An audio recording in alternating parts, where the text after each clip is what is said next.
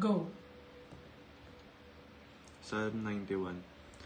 You who live in the shelter of the Most High, who abide in the shadow of the Almighty, will say to the Lord, my refuge and my fortress, my God in whom I trust.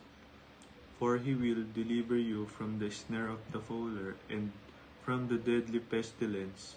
He will cover you with the pinions, and under his wings you will find refuge.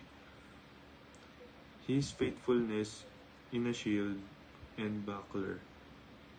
You will not fear the terror of the night, or the arrow that flies by day, or the pestilence that stalks in darkness, or the destruction that wastes at noonday.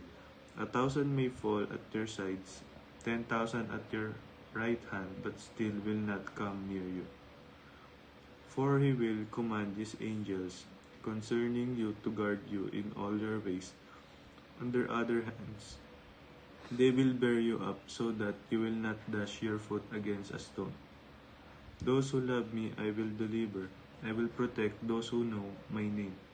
When they call to me, I will answer them. I will be with them in trouble. I will rescue them and honor them. With long life, I will satisfy them and show them my salvation.